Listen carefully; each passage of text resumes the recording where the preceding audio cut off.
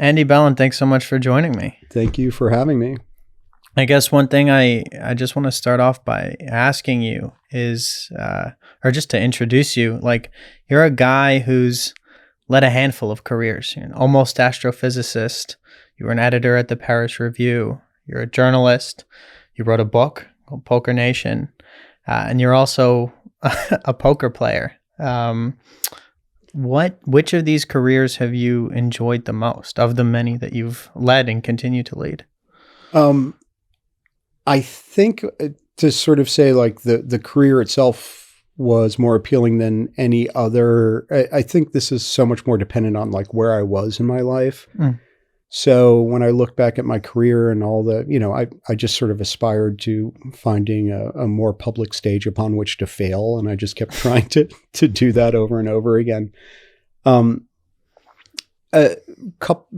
think the sort of perfect storm of events that led me to the Paris Review and the group of people that were there for that generation, it was like the greatest, 4 years of my life. And it couldn't have shaped me better, couldn't have trained me better. So, that was incredibly satisfying. Poker was really interesting because when I started playing high stakes poker, there were only a handful of people who had played a million hands of poker in their lives, right? And they were all well known. It was the Doyle Brunsons and Stu Ungers and all of that. But for somebody like me who had played so much more poker than everybody else, and everybody was just diving in because the poker boom had just started and the fuse was lit by Jim McManus's book and the fact that, you could now put a lipstick cam and see people's cards. Yeah. So many people were playing, and I could not believe how bad most players were back then. So when I would sit down at a table, I was a legit 65% favorite. So it's funny, I had a friend who sort of kept my books for me early on when I was playing really high stakes in LA. And he was like, there was like a period where I won 35 games in a row. And it's like, that's just unthinkable. I mean, that's like, let's say I'm a 60% favorite. Yeah. Yeah. I mean, it's just unthinkable. But then because of the rise of online poker and the fact that poker became so prevalent and the sort of salacious patina in which it was covered was no longer associated with the game, and it came out of the basements and back rooms and into fancy people's homes, everybody started playing enough. And, poker doesn't take a very long time to get much better. I mean, you may not become extraordinary, but you can go from bad to good in a couple of weeks. It was like this golden Goldilocks period of like 7-8 months where I was winning everything, and it was awesome. And then the wheels came off and people caught up, and then I became sort of a B+ C player. Like it was. C's get degrees, Andy. It's funny now to play and sort of have to remind myself to play well, because it's also one of those things where people become incredibly complacent with how good they've gotten. Right. And it's like, that's my game. And it's like somebody with a hinky golf swing. It's like, take the 3 months to like get that like little hitch out of your swing and you'll become a better player. And most people don't do that. So most people are completely comfortable with like, that's my game. It's got holes in it, but I'll keep playing it. So I have to remind myself to be a better poker player a lot these days. Yeah. And sort of try and resurrect those feelings of like, I'm surrounded by an all-powerful winning force kind of thing. Yeah. So I suppose it depends why you're playing. I mean, poker, or what your goals are. Poker is sort of one of those things, I imagine. I don't personally play myself. It's like tennis, where you can kind of play your whole life, or golf. Yeah. And some people are, as you've said and alluded to, very content with just sitting down, and they like playing the game. It's a social thing. They want to hang out with their friends. Guys will have Friday night poker at Jim's house or whatever, where they watch a football game and then play poker.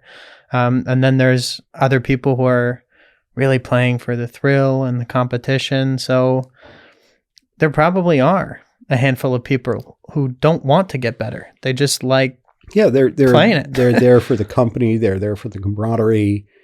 It's very rare where you get a group of, and it's still this way, it's, 90% guys. There's an occasional woman who drifts through, but, guys of your demographic, of your age, of your income bracket, where you have an unencumbered period of time in which you can talk about anything.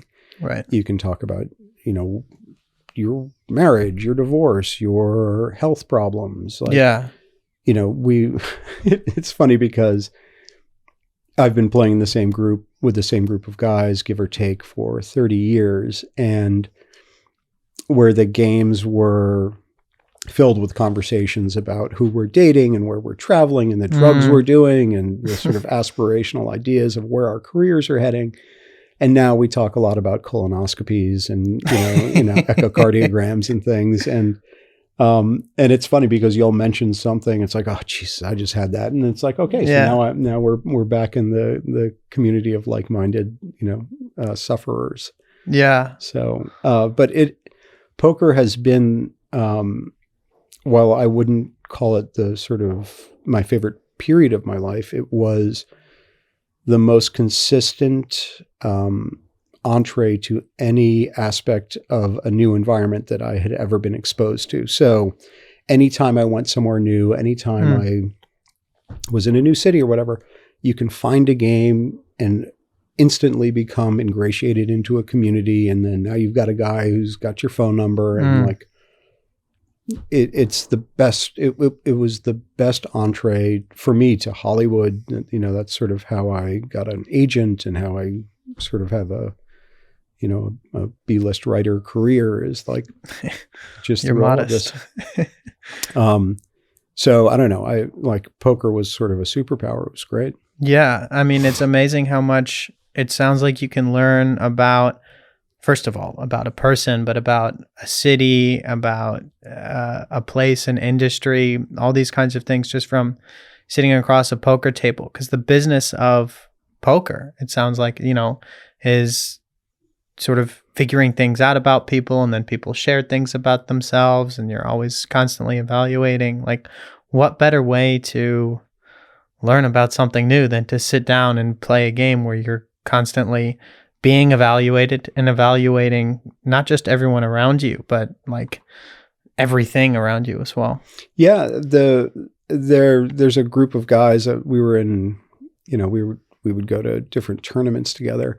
And it's really funny because you can take a random sampling of people off the street and be like, what's your experience on the Champs-Elysees? And they'll be like, oh God, the obelisk, or it's like, oh, that's right by the George Cinq, or it's like, oh, that's where the original La Durée was. And of my group, everybody would be like, oh, the aviation club. Like, it was on the Champs-Elysees where the French, the big Parisian club was.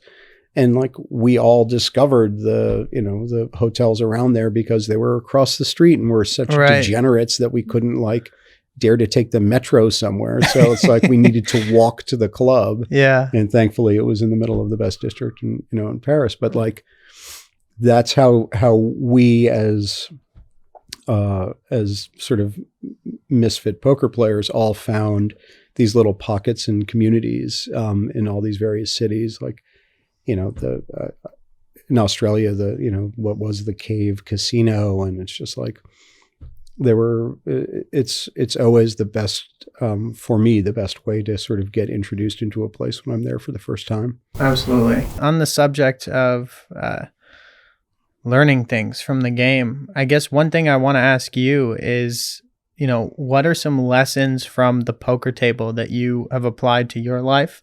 Or what are some lessons, just from the game of poker that people can apply to their lives in general? I think you have an uncommon familiarity with the game. You've played it over many years. So not just, if you're losing, get up and leave, or when the chips are down, stick it out, that kind of thing. But what are some things you've really learned from the game that you've applied to other aspects of your life? So when it was interesting when I first wrote Poker Nation, and it was sort of a surprise, big selling book. I started, and this is almost, this is way pre social media, but almost pre email. Like I would get letters in the mail from random people who was like, I found my grandson reading your book and I read your book and I don't play poker, but it really helped me connect with either him or her, or it's interesting that I took this aspect of what you were talking about and applied it to, my marriage or something. And despite the sort of notorious origins of poker and the association with gambling and everything salacious contained within, there is incredible life wisdom at the table. And like what? So it's funny because I'm having the weird experience that my oldest son, Lucky, who's now 10, incredibly bright kid, and in both good and bad ways, very similar to me, has started playing poker and is playing with his friends, and has asked me to sort of teach him. And it's, part of me really wants him to excel at this. And then part of me is like, maybe you should learn Mandarin. Maybe there's other ways to spend your time. But there are circumstances at a poker table that present themselves that when you apply to your sort of infrastructure of your real life, you can learn a lot. And so for example, I was playing a couple of weeks ago in LA, and not to get too deep in the sort of geeky woods. No, please get deep in the geeky woods. Get into the forest. I was dealt a pair of eights, and then the flop comes out, 8 jack ace, and there's no flush draw on the board. And basically, like, it's as good as it gets for me, right? Yeah. Like, anybody with an ace thinks their ace is great. Like, pray to God somebody's got an ace and a jack and they're going to lose all their money. And I bet, and he raised, I called, I checked. The turn was a blank, and I checked, and he bet, and I moved all in, and he snap called. And he had pocket jacks. So he had 3 jacks, I had 3 eights, and I lost, I don't know, X number of, tens of thousands of dollars or whatever. But I could not have played that hand better. So despite the result, I played the hand properly. So there are times when you're at the poker table, and theoretically, the idea is that you are supposed to, and this is, something that's discussed in every book, is that you are supposed to maximize profits and minimize losses. Sure. Yeah. So if I have ace jack and you've got ace 10 and it's an ace blank board, I have to figure out how much I can get from you. If you were willing to lose, $2,000 on that hand and I only got 1,000 from you, I didn't win. Yes, I won the $1,000, but I left money on the table, and in a sense, in that proposition, because in the infinite number of poker hands that are dealt, you're going to have ace jack and I'm going to have ace 10, and the situation will be reversed. And the question is, who played the hand better? So even though we played the exact same hands and we played them against each other, and you won one and I won one, the person who played it better maximized profits and minimized losses, even though it was a break-even scenario, won money. So you can go to a game and play perfect poker and lose $5,000, but somebody else given your hand will have lost $10,000. And as weird as it sounds, you have to then say to yourself, oh, I played really well. Yeah. And you can come home at, after a session of, X number of hours and say, oh, I won $1,800. But if you didn't maximize profits, you should have won $3,000. And because it's an infinite game and there's, the probability says you're going to be in that scenario again, like you are then a losing poker player because somebody else would have created a more profitable situation. So that instead of becoming so result oriented, and particularly in a binary way of win and loss, you have to apply it to sort of what was the potential.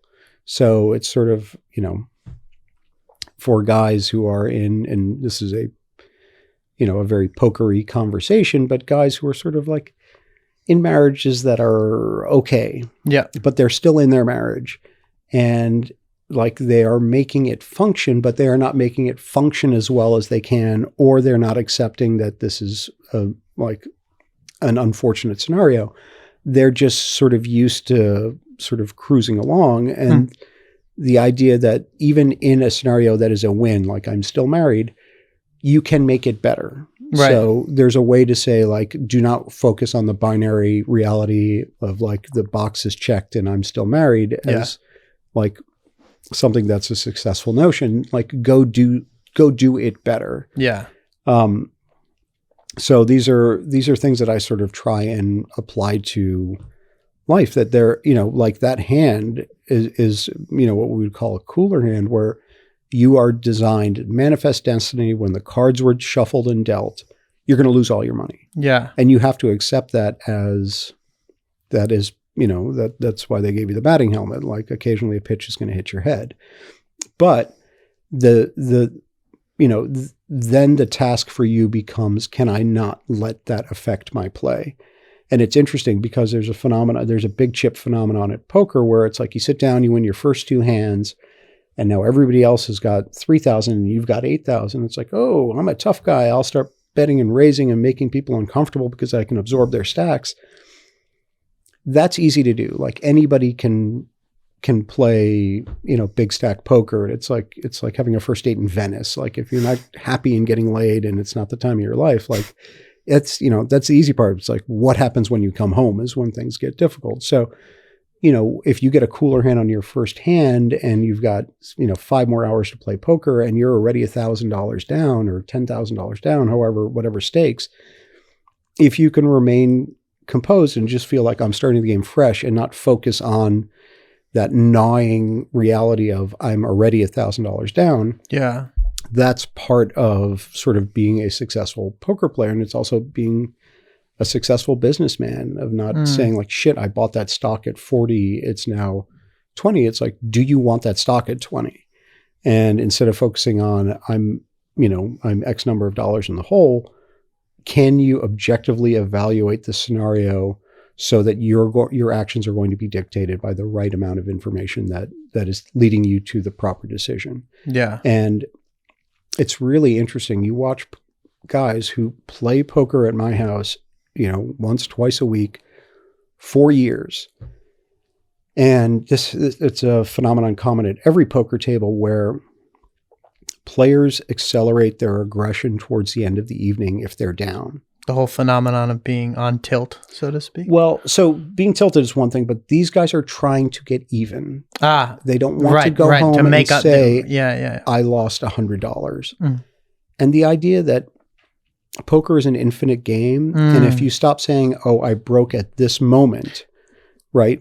I won 3,000 last week, but I'm down 100, and something in a very fragile ego says, I can't stand the idea that I've lost. Yeah. So you take risks that are unnecessary and unbeneficial and are unlikely to result in something profitable just so you can walk home saying like, oh, no, I got even. It's like, it's $100, man. Like, don't affect your play.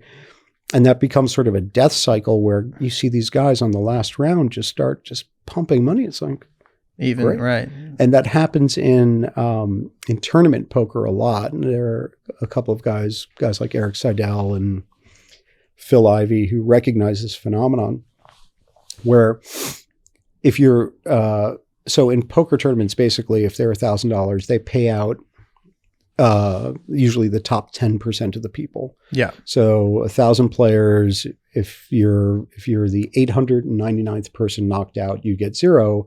If you're, the 900th person knocked out, you get your, $3,000 back or $700 back.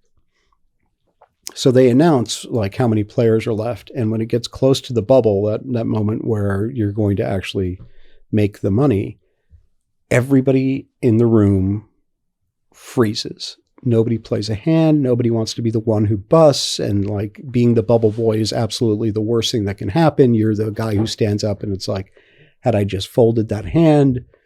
So the really good poker players start getting incredibly aggressive towards the bubble, knowing that everybody's only going to play their premium hands. Right. So there's so much money to be made in tournament equity by being aggressive towards the bubble because so many people are playing passively. Yeah. So, and it's that whole thing of like, now look at your life. Like you flew to Vegas, the buy-in is $700. Like, is that $700 going to make a difference to you? Because if it isn't, like, then play your game because this is when everybody's playing tentatively. So it's also sort of trying to take the ego out of I made my money back, as opposed to I am trying to win the tournament. Yeah, absolutely. I think of all the things you've just said, what sticks out to me the most is this concept of the infinite game. Poker is an infinite game, and so is life. And a lot of times we get really hung up on the short-term wins and losses, within a day, within an hour, within whatever, in our, particularly with work and jobs and then relationships, career, all kinds of stuff. I think of this scene from A Bronx Tale, a film, if you're familiar with it. I am. And there's that famous scene where Sonny is talking to the kid, and it's I call it like the $20 scene. The kid, I forget the name of the character, is all upset that he's loaned another person in the neighborhood $20, and every time he sees the guy refuses to pay him his $20 back. And he's talking with Sonny, who's his mentor. And Sonny says, "Do you even like this guy?" And the kid goes, "No, I don't like him at all." And Sonny goes, "Great. You've paid $20 to get some loser out of your life, to get this toxic guy out of your life. That's the fee you paid, and now you're better off without this guy who brings nothing into your life." And so there's this idea, I think, sometimes where we can't stand the loss. We're trying to, as you said, towards the end of the poker game, break even or somehow make up for whatever it is that we think we've lost. But in reality, we didn't do that badly, or we've moved the needle a little bit. I mean, I experienced this when I was writing my first book.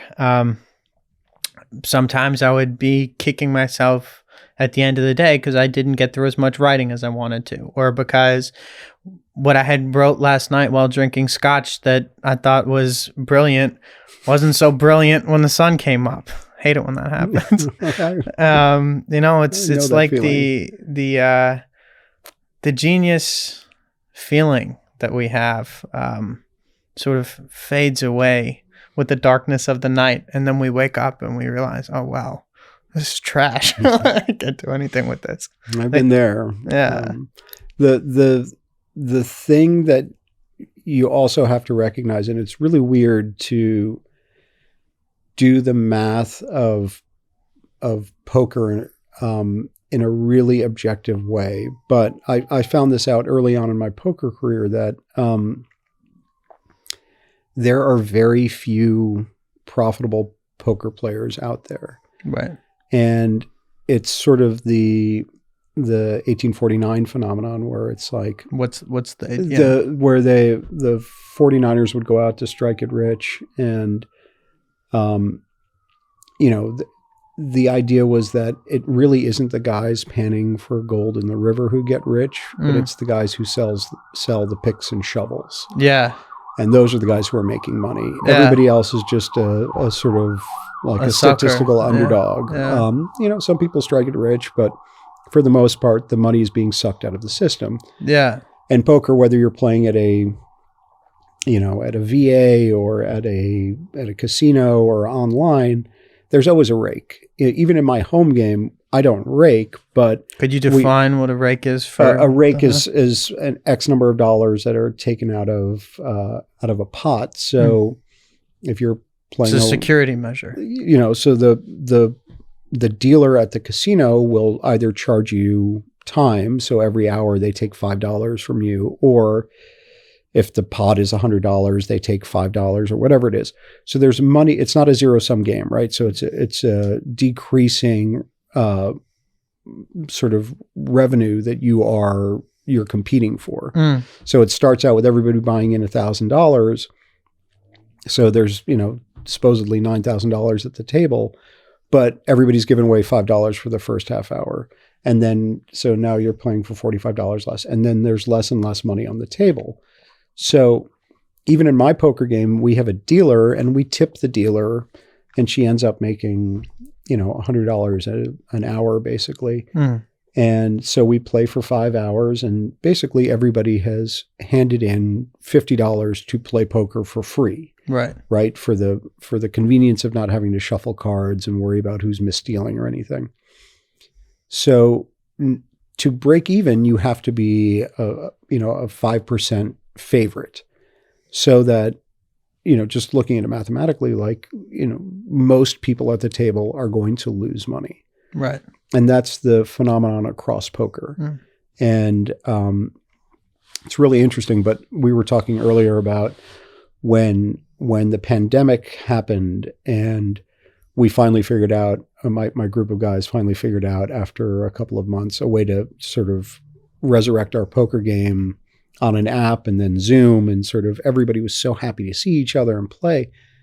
And then all of these online games started popping up. And at first everybody was playing for free. And then a couple of people started figuring out I'll just charge, $20 to sit down.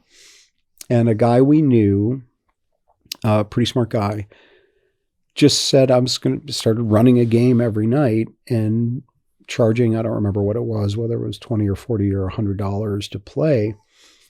And he was kind of shocked that he was making a ton of money out of this. And he had said to me, well, I'm happy this is going on, but he said, it's in 6 months, this will be over. I said, why? And he was like, because I'm the big winner. I don't play and I'm the big winner. Picks and shovels. So he's taking money out of the game. The resources are going to dry up. The game's going to go away, and it has a finite existence.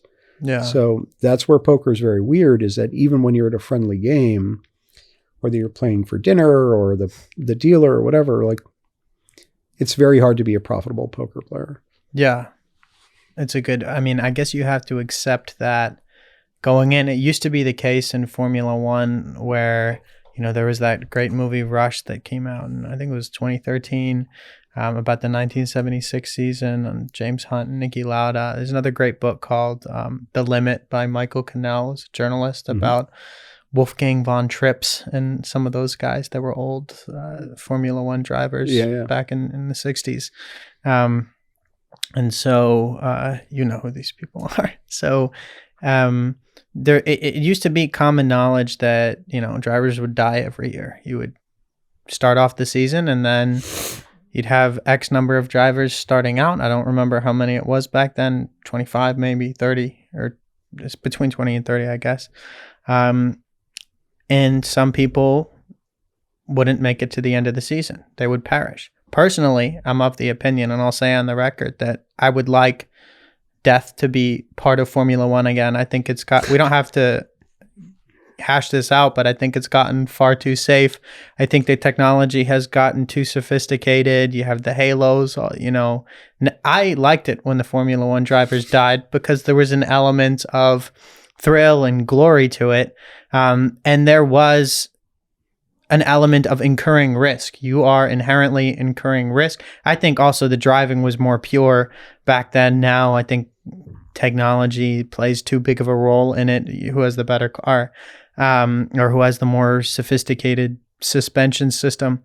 That's sort of a side note. The point of this little diatribe that I'm making is that all the drivers would start off at the beginning of the season knowing that some of them would die. They may well die. And when you sit down at a poker table, I guess you have to accept that statistically you probably will lose money, because, or you probably will. Yeah, you're probably gonna lose money. You know, maybe you're advancing yourself in the infinite game. You play your hands as best you could, but no, everybody can't walk away from the poker table up. It doesn't work like that statistically. It's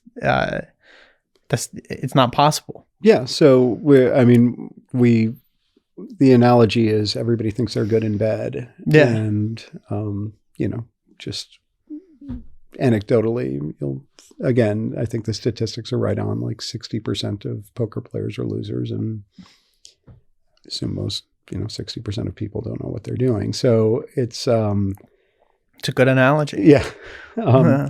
It's funny bringing up the technology aspect sort of in sports and poker, because when technology started to infiltrate poker, when you could start playing online, it seemed like this almost like this emancipatory moment where all of the things that had prevented you from seeking out the game you loved so were suddenly taken away, and you could find a game anytime you wanted.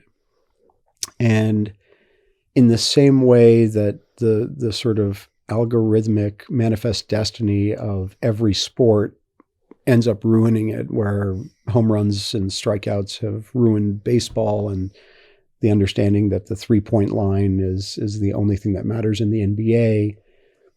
Not only do you sort of lose the individual aspects of each team being interesting and each player being interesting, where there used to be NBA teams that were, low post oriented or motion oriented. Like, it's now all the exact same thing, and it becomes iterative in a sense. Like, the algorithms started collecting information on people's play in poker, and now there is what we have found out a sort of optimal strategy to play. And in the same way, like if you, in the 80s, when they first started the senior PGA tour, you go back and you'd watch these weird old golfers like Chichi Rodriguez and stuff. They used to tee the ball up like that high, and they would all have these hinky swings because they were homemade swings that they made in their garage. And then, the Phil Mickelsons came in, and then everybody learned the swing from the same DVD. Yeah. So then it became, everybody conformed to what was the most productive path. A lot of the subtleties and individualities of poker play have become lost to the algorithm. So most people play very similarly. You have found an extraordinary benefit to aggression, and it's kind of taken a lot of the fun out of the game for me, and also taken a lot of my advantage away. You ever throw a wrench into the gears and do something you're not supposed to do just to fuck with someone? Well, I mean, in a sense, that's optimal play, right? So that the expression is that you don't really lose money. You can't play as a robot. Right. You don't lose money on a bluff, because when you turn over your bluff, that is an advertisement for the idea that next time you bet with a winning hand, somebody should call you because they've seen you bluff. And the really good analytical poker players will say he raised in this position, and last time he did that, he had this cards, there was a caller behind him, he made this ratio bet.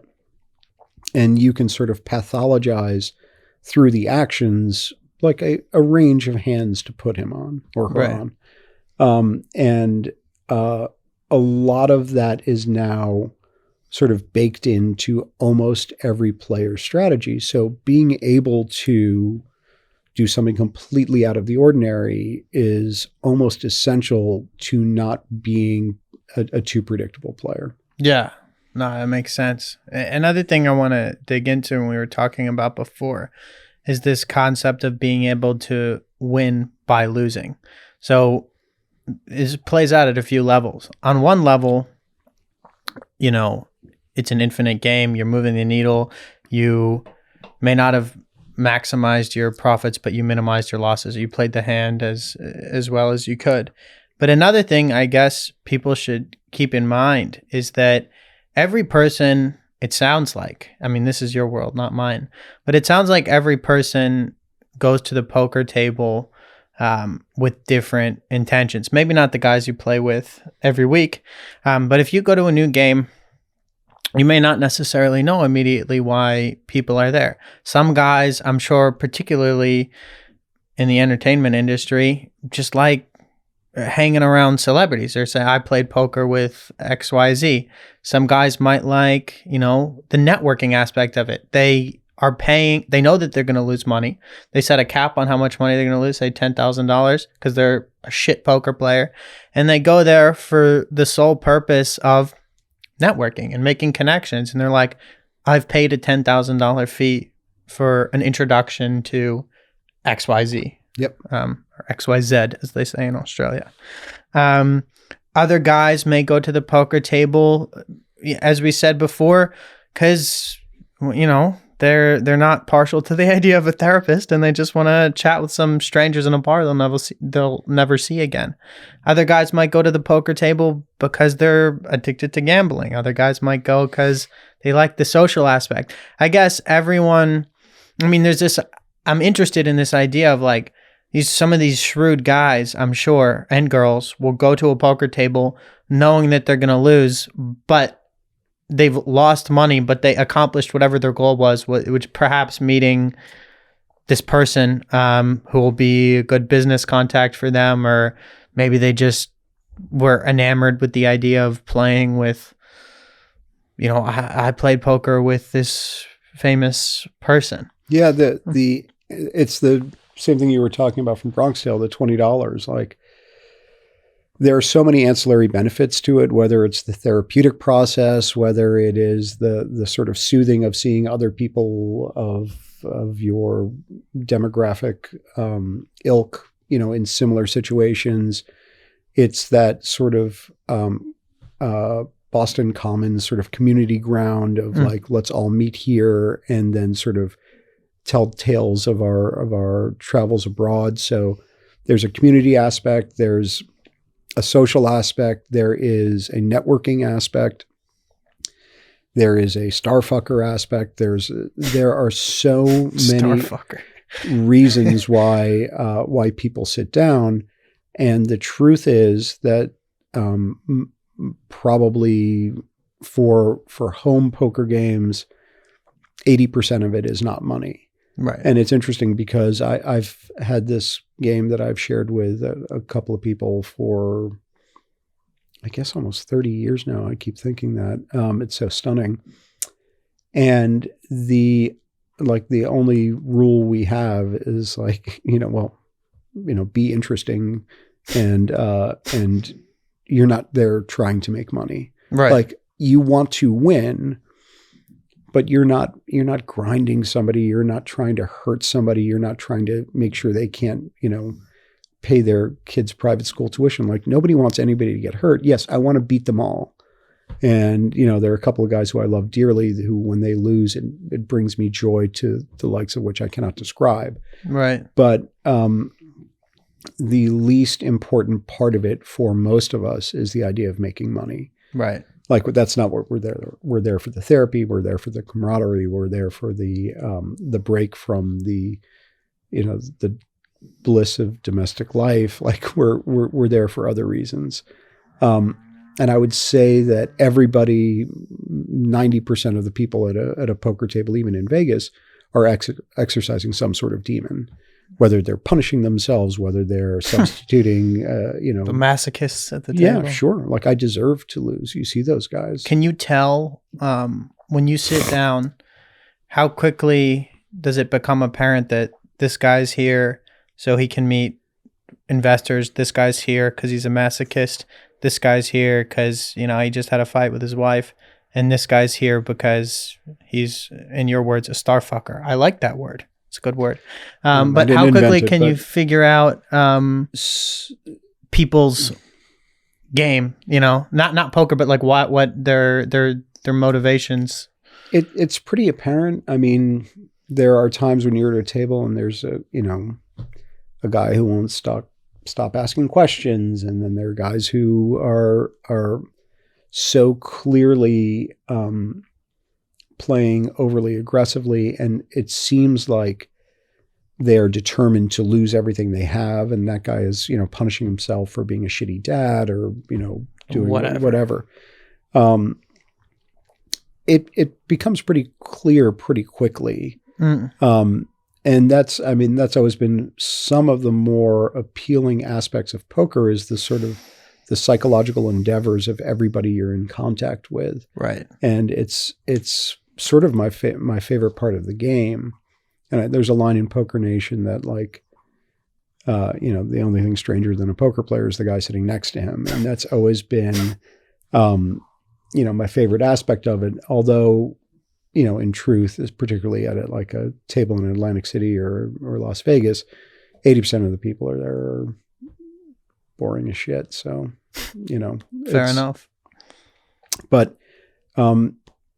watching somebody achieve their goal, whether it is losing all their money, whether it is, trying to just get out of the house and have somebody to talk to and listen to their tales of woe. It's absolutely fascinating. Yeah.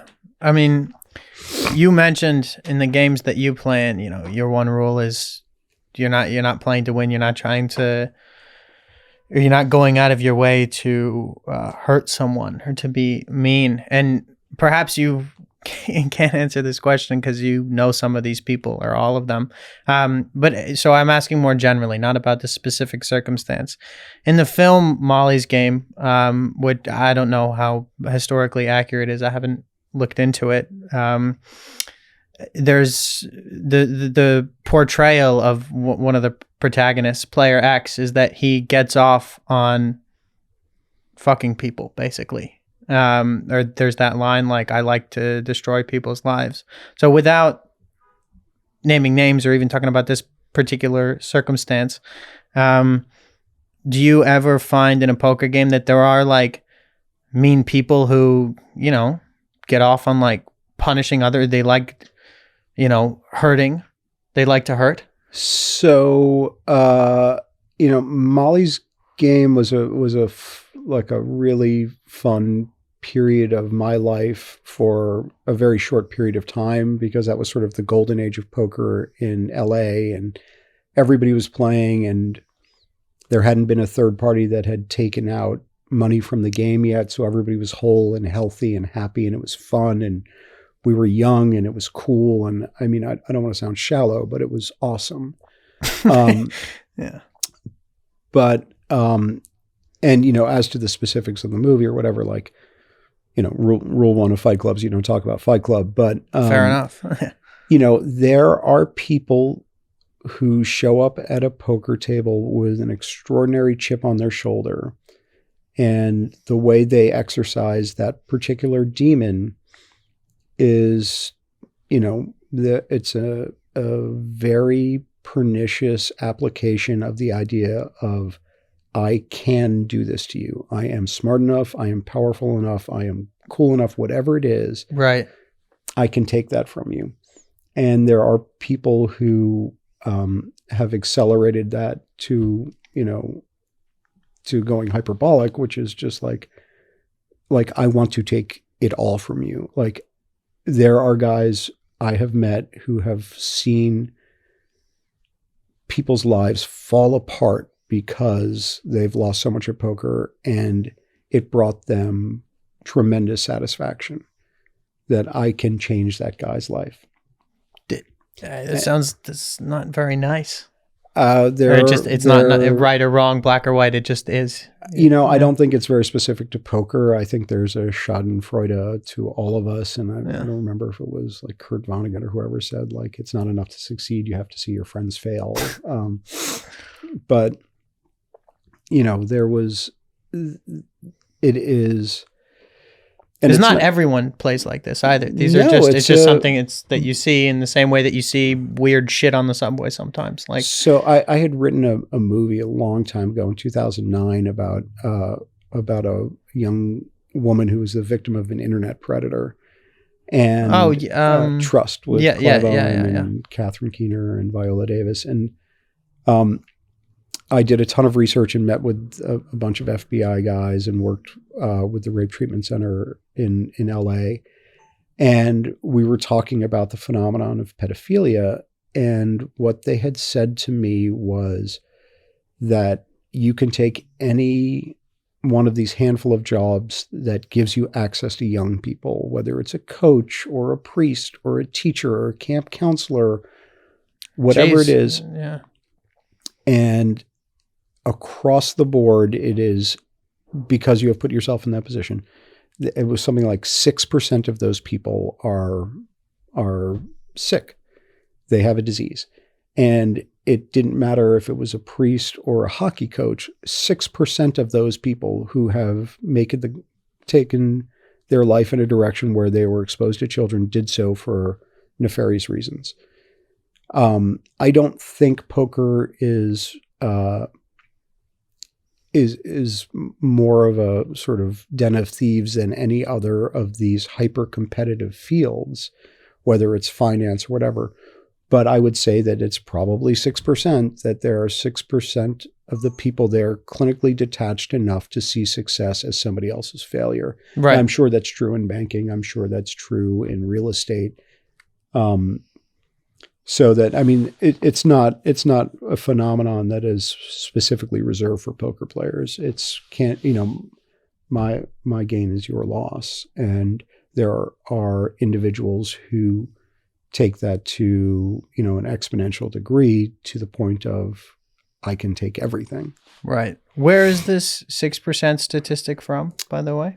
I don't remember where I got that, but I don't remember if it was from the FBI or somebody gave me that statistic, that it was something like you could go to any parish in the world and 6% of the priests were pedophiles. Or camp counselors, or anyone in something like that, under whose charge there are, or who's in charge of children. Something like that.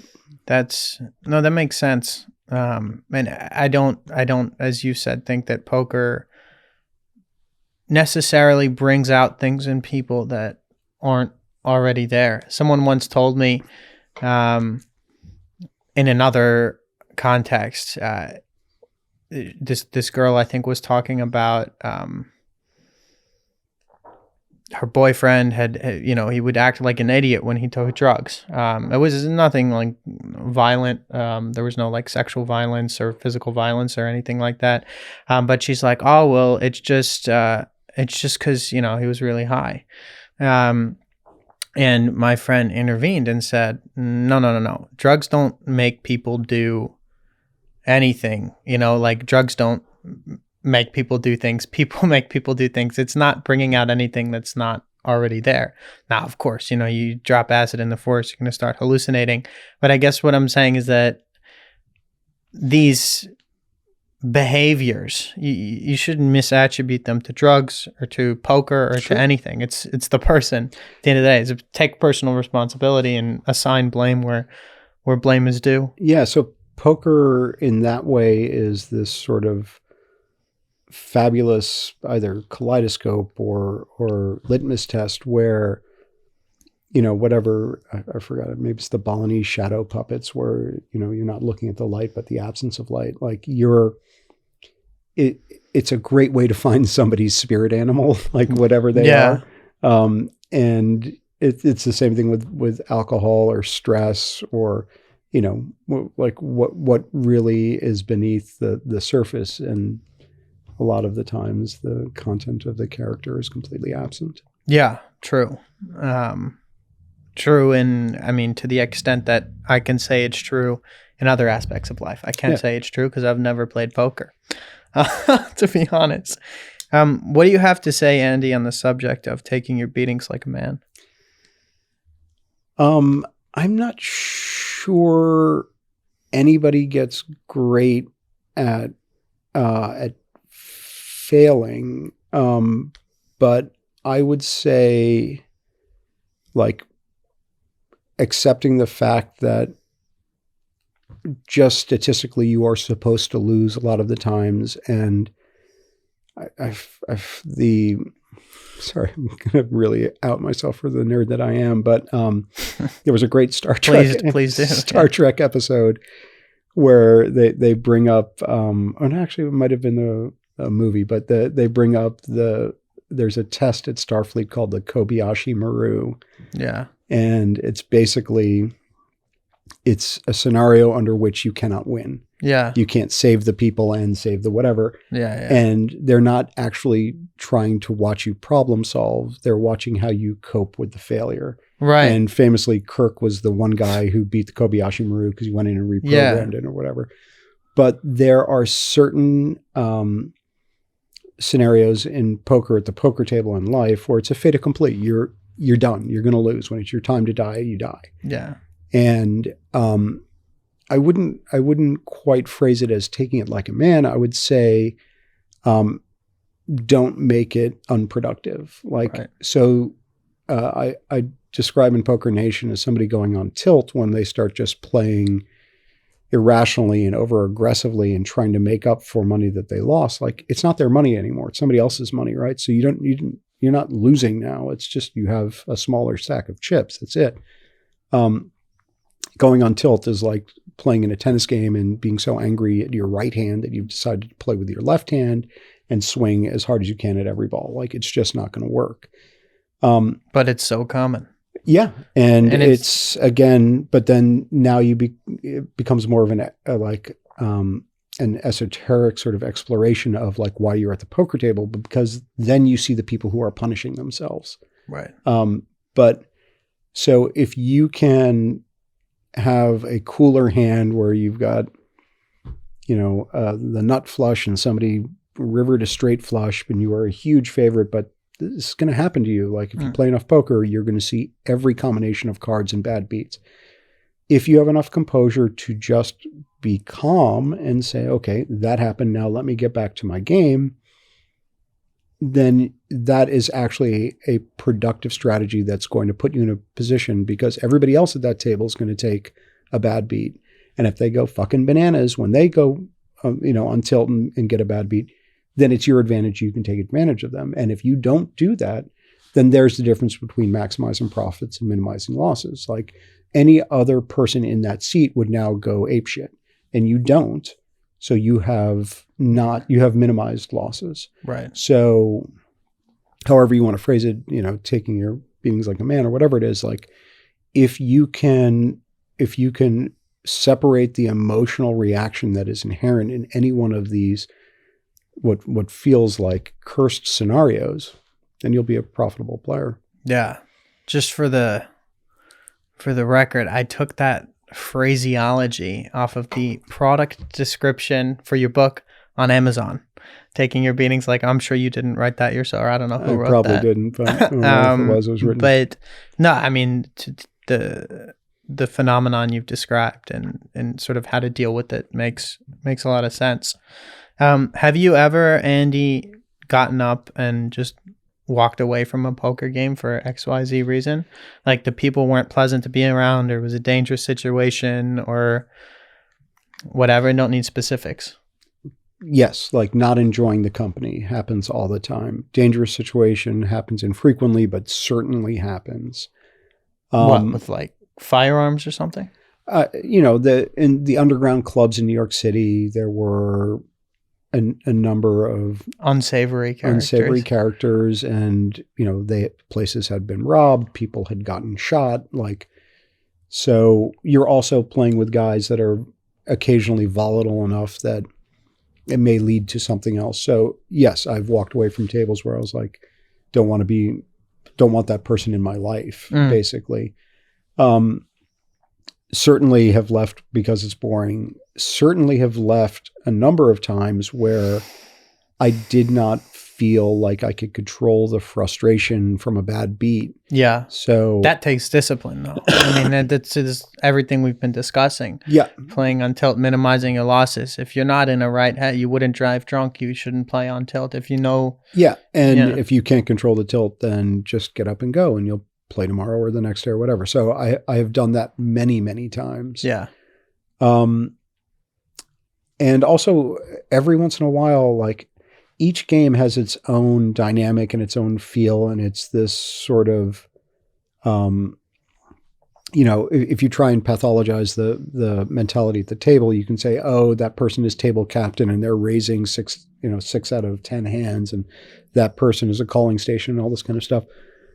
I have sort of a sweet spot where I like to drive a lot of the action. And if there's a guy who is dead set on just being table captain and he's 3-betting every time I raise or 4-betting my 3-bets and constantly putting me to a decision, and he's got position on me, meaning like he's acting right after I am. Yeah. I'll get up and leave just because it's disadvantageous. Right. And unenjoyable.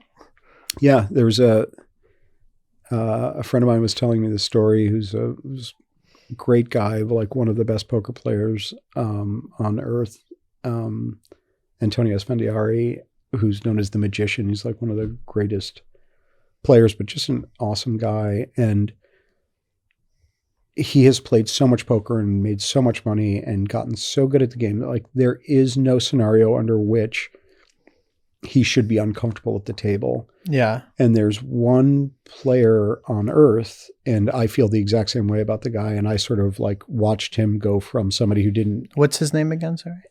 Who Antonio was playing. Antonio. So Antonio was playing against another guy named Rick Solomon, who,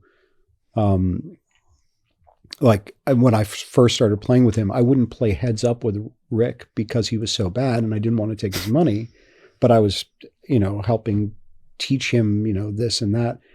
And he has become the most extraordinarily aggressive, terrifying poker player on earth for cash.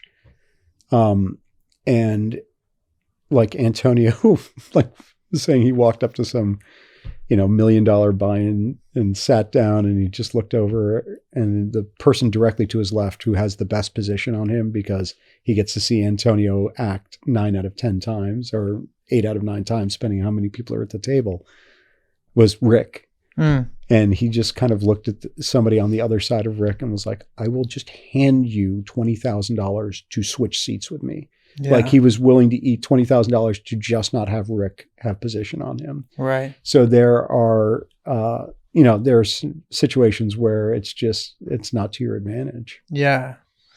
Andy, I want to ask, who enforces payment in these sort of scenarios? If you're playing at an underground club in New York or LA or in Rome, wherever you're playing, and you lose a bunch of money, what's to stop you from just nobody carries that much cash. I don't imagine in their back pocket there's not enough room in your wallet for it. What's to stop? Say you lose a bunch of money. Why can't you just get on a plane home the next day or fly to France the next day? I mean, I know there are unsavory characters in this world, and perhaps they'll find you at your job or your home or perhaps your loved ones or friends or whatever. But this isn't all like, and on the other hand of this, if you're playing with a bunch of guys and you don't pay what's owed, they probably won't, or not probably, they will not invite you back. So how, this is all like a murky, gray, underground world. How is payment enforced? So most of the clubs, unless you were somebody who was known to have resources or whatever, you had to pay at the door, basically. So if you were buying 10 grand, like you need to walk in with 10 grand. Where it gets... so you can't lose more than, but people loan each other money at the table and whatnot. Yes, of course. And yes, there are 100 terrible stories of guys skipping out on loans and things like that. But where it gets weird is in really big home games where somebody will say like, oh, look, this is a friend of mine, he played in the NFL. He's a great guy. Like, okay. And there were a couple of times at Molly's game where there were two or three different times where somebody just simply said, and it was funny because they couched it in sort of a justification of, you guys were cheating me. It's like, no, we weren't. You just got unlucky or you're a bad player or whatever. But I remember one specific person who walked out on $60,000 and somebody else who walked out on something else.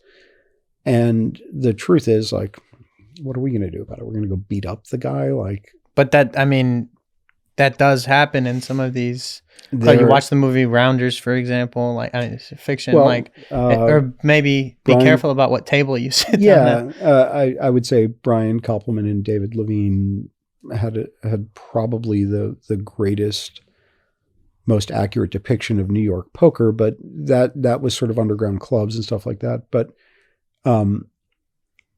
for these big games, most of the time somebody walks out, you eat it. And It's funny, we had, like I said, I've had this poker game for 30 years. Probably 200 people have come through, from massage therapists to tax attorneys to international celebrities. And of all of these people, only one person ever wouldn't pay us. And it was really interesting because we were all so shocked that it happened, that it finally happened to us. And it was not an extraordinary sum of money. It was like, I don't know, $5,000 or something. And at first he just disappeared. But I mean, he lives in New York and he's got a job and but he wouldn't go to any poker games. He dropped out of the fantasy football league and all this kind of stuff. And it was really interesting because I called him and left him a message and I said, look, man, how about I loan you the money and we figure out a way so you just pay me back over, let's say 3 years. Yeah. Just pay me back. Didn't get an answer. Then I called him and I said, look, of that $5,000, you owe me 2. I'll walk away from the 2. You just pay everybody else because it's important that the game has integrity, not a phone call. And we ended up having to, for the first time ever, chop money out of the pot, rake the pot to pay everybody back over the course of a couple of months so that everybody shared the pain, basically. But it was a really shitty feeling, and it was also... was he going through a divorce, or is he moved? I don't know. What was his justification? There wasn't... Or did he never call back? Never got one. People have said that he's, popped up at this poker game and that poker game. Was he a few screws loose or something? No, he was just not... I think he was just comfortable with being unscrupulous. Oh, okay. And somebody basically said if it wasn't that hand... It would have been another. He was going to take as much money as he could out of the game and then walk away one day. Yeah.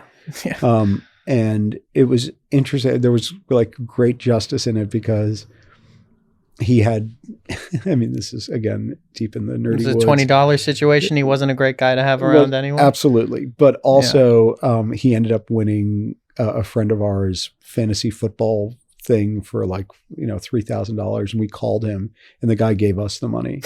So there was a little bit of justice for it. That's kind of funny. Yeah. Andy, what do you say? I mean, poker's a great game. There's a lot you can learn from it. It's a lot of fun. There's also, I mean, I was asking, I don't want to get too hung up on the negative aspects of this. But I'm sure you've seen, or you probably don't enjoy playing with this person because they're not very good anyway, or I wouldn't imagine they are. But what do you say to the guy who's, walking in there, maybe he's drunk, maybe he's not, gambling with not just his money, but his wife's money and his kid's college fund and XYZ, someone who really can't help themselves and who's not just endangering their own welfare, but is basically playing with other people's money.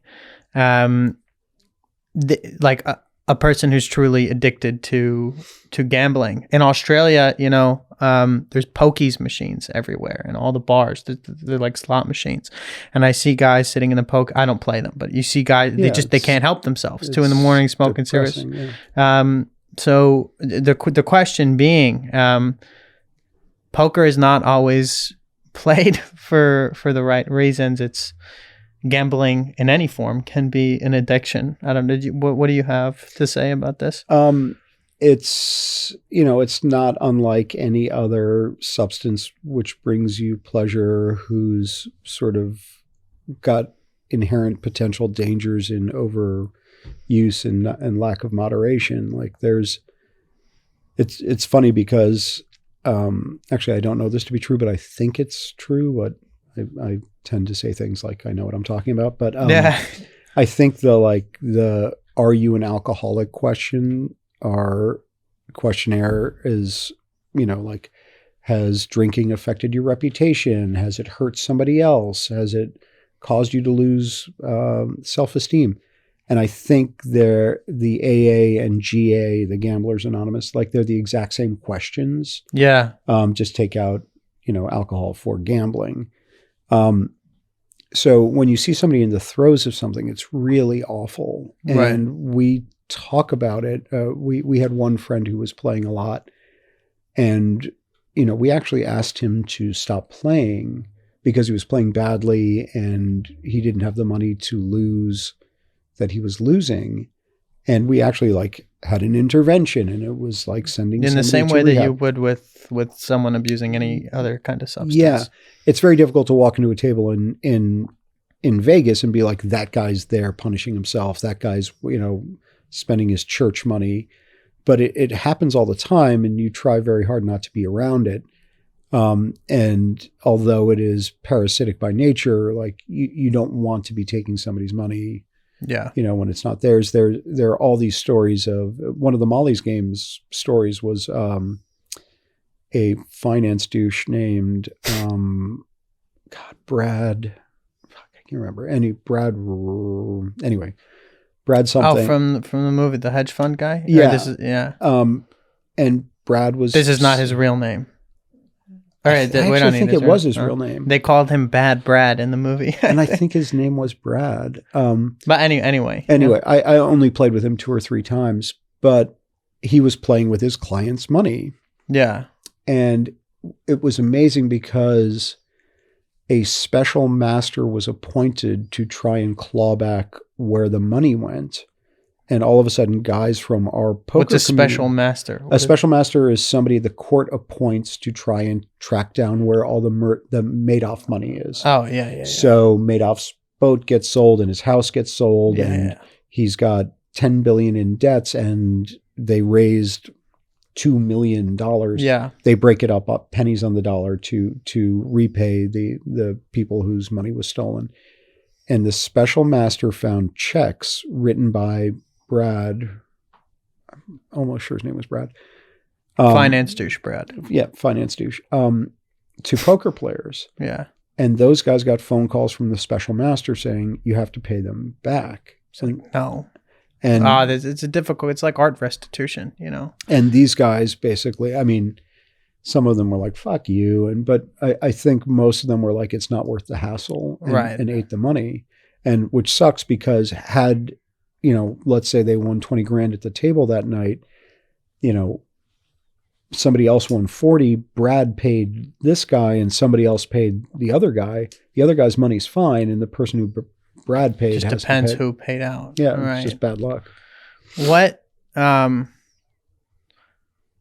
What makes a game legal or illegal? What was the crime of which Molly Bloom was accused and off of which the premise of the film is based? So it is totally... It depends on the state or I don't know. Yes, every state is different, but for the most part, poker is legal. Like I can have a poker game in my house and there's nobody kicking in the door.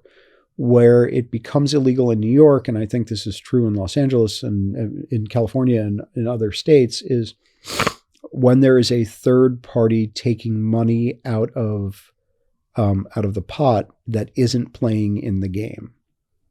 So if you're dealer, this is the idea of a rake? Yep. So if you're raking, you're doing something illegal. And I think you can actually rake if you're playing in the game. But people like Molly weren't playing in the game, so that's what she was. Are there player dealers?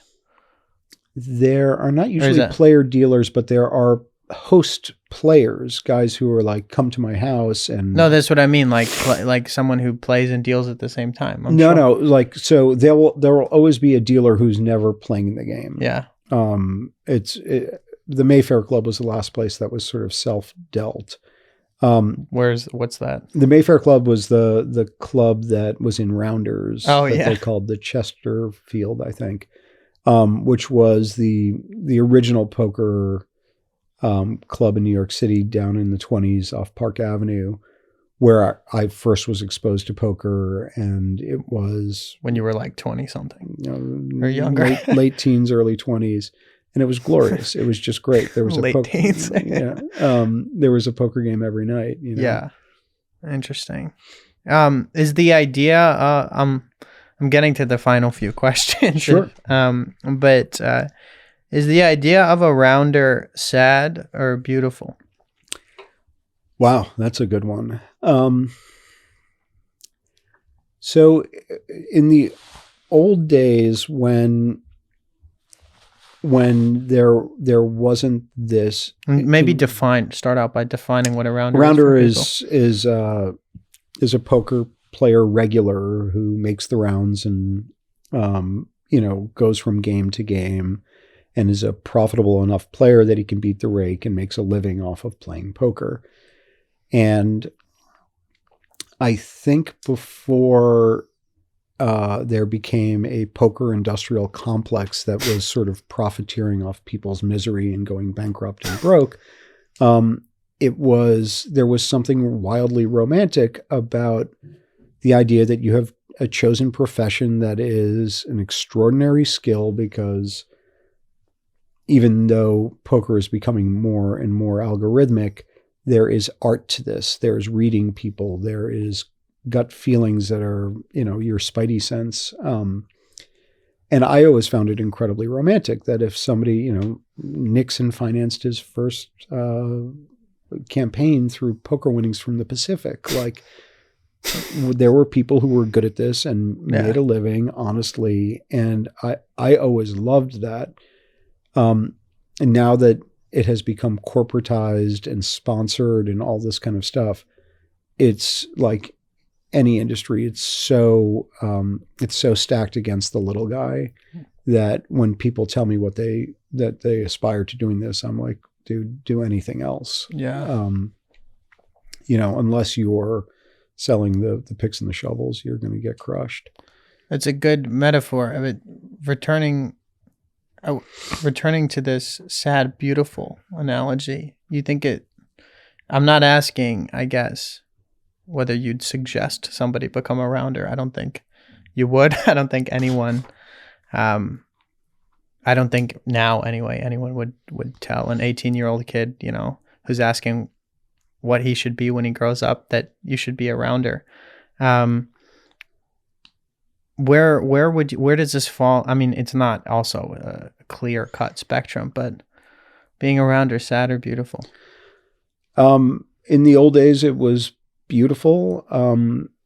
There was a romance to the lifestyle. There was something aspirational to living in a way that was not part of the sort of assembly line of American Manifest Destiny of getting your 3 jobs and just sort of sticking with them your whole life. And I found it incredibly romantic. I also found it, there was ingenuity to it. You had to find out where the games were, because you couldn't just sort of log onto the computer and do it. You had to find out that there was a game at this country club, and then you had to get invited to it. So you had to be likable and charming, and there was wit and guile to this. And there was something really magical about that back then. And now it has become something else. And it's funny that you say, like, what would I say to an 18-year-old kid? Like, I've got a 10-year-old and a 7-year-old who are interested in poker, and I want them to be interested enough that they are good at the game, but I don't want them to be interested enough that they would actually consider playing it regularly. That to me, but you play it regularly. I play once a week, but like their rounders play every night and have a return expectation of an hourly wage. Like they can sit down at the end of the year and say, I made X number of dollars an hour. Right. I would not, there's so many things that can go wrong and so many better ways to spend your time. Like it's a fabulous game. It's an incredible entree to a lot of worlds. It's a skill that's got some roguish charm to it. Like, get good at it. Just don't spend your time getting great.